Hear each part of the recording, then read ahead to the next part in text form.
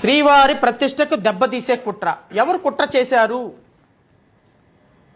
నేను అడుగుతున్నా ముఖ్యమంత్రి గారిని, ఉప ముఖ్యమంత్రి గారిని. 163 మంది, 162 మంది, ఎక్సెప్ట్ వీళ్ళిద్దరు తప్ప 162 మంది ఎమ్మెల్యేలని ముఖ్యమంత్రిని, ఉప ముఖ్యమంత్రిని అడుగుతున్నా. తిరుమల శ్రీవారి ప్రసాదాన్ని దెబ్బతీసే కుట్ర చేసింది ఎవరు? ఈరోజు ఆధారాలతోటి నేను మీకు చెప్తా. అంటే ఇప్పటి వరకు ఈ డాక్యుమెంట్ నేను ఎందుకు బయట పెట్టలేదు అంటే,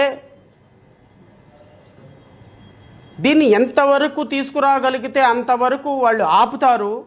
మనం పూర్తి స్థాయిలో విరుచుకుపట్టడం కరెక్ట్ కాదు అని నేను కొంత సమయం పాటించాను. ఇంత ఆరోపణ చేయటం కూడా కరెక్ట్ కాదని నేను చేశా. శ్రీవారి ప్రతిష్టకు దెబ్బతీసే కుట్ర చేసింది ఎవరు?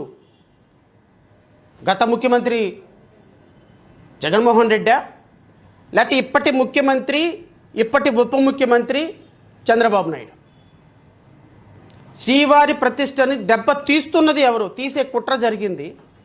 కుట్ర జరిగిన తర్వాత శ్రీవారి ప్రతిష్టని ఎప్పటికీ దెబ్బ తీస్తున్నది ఎవరు? రాష్ట్ర ప్రజలు గమనించాలి. శ్రీవారి ప్రతిష్టకు దెబ్బతీసేటువంటి కుట్ర ఎలా జరిగింది, కుట్ర ఏం జరిగింది అనేది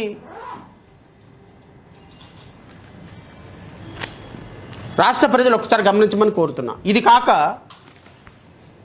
ఇంకొక పేపర్లో, అధికారిక పత్రికల్లో వచ్చింది, దేవుడు క్షమించడు, తిరుమలను పవిత్రతను దెబ్బతీసేందుకు ముందస్తు కుట్ర.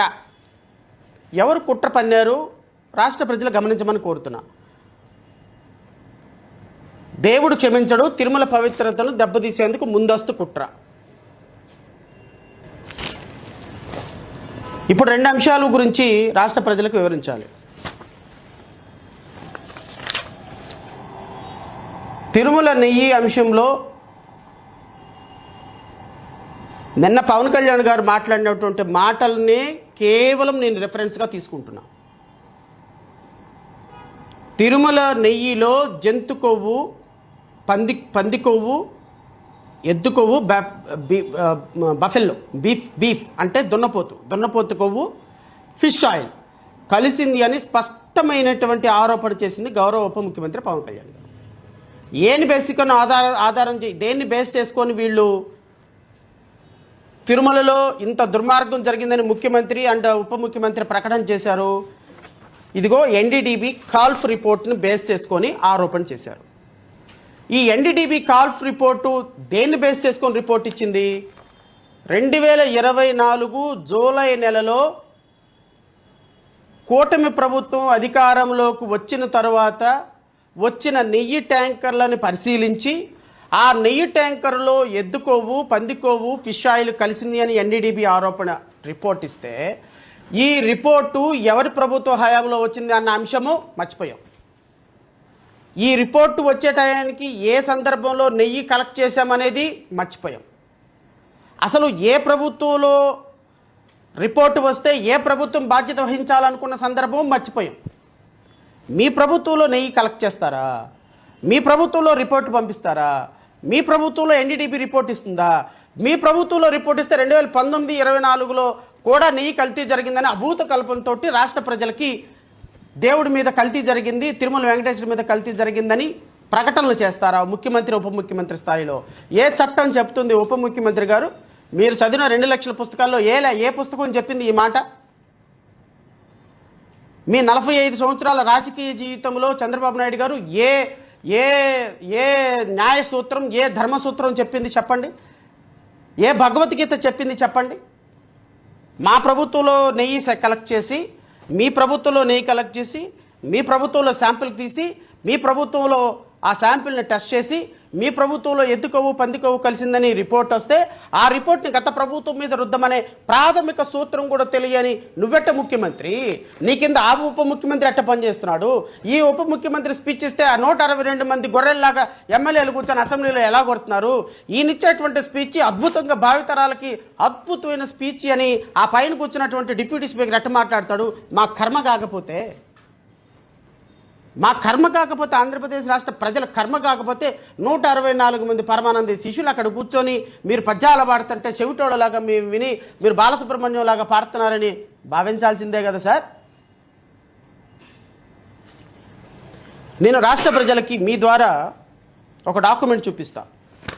ఈ డాక్యుమెంట్ ఎన్డీటీవీ కాఫ్ రిపోర్ట్ ఏదైతే ప్రాథమికంగా చంద్రబాబు నాయుడు, పవన్ కళ్యాణ్ పందికొవ్వు ఎద్దుకొవ్వు కలిసింది అని చెప్పినటువంటి ప్రాథమికమైనటువంటి డాక్యుమెంట్ ఈ డాక్యుమెంట్.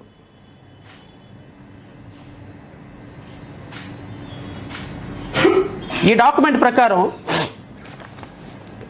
ఈ శాంపిల్ని డ్రా చేసింది 17/7/2000 డేట్ ఆఫ్ శాంపిల్ డ్రా చేసింది 12/7/2024 సంవత్సరం.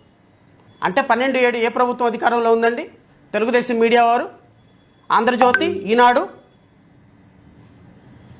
మహా టీవీ, TV5. ఎవరి మీడియా అధికారంలో ఉంది? ఎవరి అధికారంలో 12/7వ తారీఖున ఏ ప్రభుత్వం అధికారంలో ఉంది? తెలుగుదేశం ప్రభుత్వం, కూటమి ప్రభుత్వం అధికారంలో ఉందా? వైఎస్ఆర్ కాంగ్రెస్ పార్టీ అధికారంలో ఉంది. శాంపిల్ ఎప్పుడు డ్రా చేశారు? 12/7. ఈ శాంపిల్ని 17/7వ తారీఖున ఎన్డీటీవీ రిపోర్ట్కి పంపించారు, గుజరాత్ పంపించారు. ఎన్ని రోజులు శాంపిల్ ఎవరి దగ్గర ఉంది? నెయ్యి శాంపిల్ ఎవరి దగ్గర ఉంది? 5 రోజుల పాటు శాంపిల్ని ఎక్కడ పెట్టారు? కూటమి ప్రభుత్వంలో ఎవరి దగ్గర ఈ శాంపిల్ ఉంది? ఈ శాంపిల్ని టెస్ట్ చేసినటువంటి ఎన్డీటీవీ ఇచ్చినటువంటి అత్యంత కాన్ఫిడెన్షియల్ రిపోర్ట్ ఈ డాక్యుమెంట్. ఈ రిపోర్ట్లో ఏం చెప్పారు? ఈ కాన్ఫిడెన్షియల్ రిపోర్ట్లో వాళ్ళు ఏం చెప్పారు? ఎన్డీటీవీ రిపోర్ట్లో అన్ని రాష్ట్ర ప్రజలకు చెప్తున్నా. The test report shall not be reproduced only in any part of any manner whatsoever by anyone and cannot be used as an evidence in any court of law unless required as per the directions of any court, and shall not be used in advertising media, social media, print media, any other media without prior written permission of the managing director of Deputy MD NDTV CAF Limited. మీరు ఈ రిపోర్ట్ని బయటకు చెప్పేటప్పుడు ఈ రిపోర్ట్లో చాలా స్పష్టంగా వీళ్ళు ఇచ్చినటువంటి మాట, NDTV CAF Limited is not responsible any variations in characteristics of a samples taken up for analysis under any circumstances, including that holding up delay cost for more clarification by a customer. Samples are disposed of after the prescribed period of maintained as per mentioned below as per the regulatory requirements. The test result related to only the tested samples and the applicable parameters endorsed basing on such report and so on. So the sample description is given as specified by the customer. ఎన్డీటీవీకి సంబంధించినటువంటి రిపోర్ట్లో ఒక customer తీసుకొని వెళ్ళి ఇచ్చినటువంటి శాంపిల్ని మాత్రమే మేము పరీక్షించాం తప్ప ఈ శాంపిల్కి సంబంధించి, ఈ రిపోర్ట్కి సంబంధించి మాకు ఏ విధమైనటువంటి అథారిటీ లేదు. ఈ డాక్యుమెంట్ ఏ కోర్ట్ ఆఫ్ లాలో వాడటానికి లేదు. ఎందుకు వాడటానికి లేదు అంటే ఈ శాంపిల్స్ని యాజ్ పర్ ది లా ప్రకారం వీళ్ళు ప్రిస్క్రైబ్ చేయలేదు. మా సమక్షంలో ఈ శాంపిల్స్ని డ్రా చేయలేదు కాబట్టి ఈ రిపోర్టు ఏ విధమైనటువంటి లీగల్ అథెంటికేషన్ పనికిరాదు, ఏ విధంగానూ కోర్ట్ ఆఫ్ ఎవిడెన్స్కి పనికిరాదు అని స్పష్టంగా ఎన్డీటీవీ కాఫ్ రిపోర్ట్ ఇచ్చిన తర్వాత ఒక ముఖ్యమంత్రి స్థాయిలో ఉన్నటువంటి అత్యున్నతమైనటువంటి కాన్స్టిట్యూషనల్ అథారిటీ, ఒక ఉప ముఖ్యమంత్రి స్థాయిలో ఉన్నటువంటి ఒక పార్టీ అధ్యక్షులు, ఒక కాన్స్టిట్యూషనల్ అథారిటీ ఈ డాక్యుమెంట్ని బేస్ చేసుకొని కోటాను కోట్ల మంది ప్రజల భక్తులు సంపాదించుకున్నటువంటి కలియుగదయమైనటువంటి వెంకటేశ్వర స్వామి మీద పందికొవ్వు ఎద్దుకొవ్వు ఫిష్ ఆయిల్ కలిసిందనే ఆరోపణ చేయవచ్చా?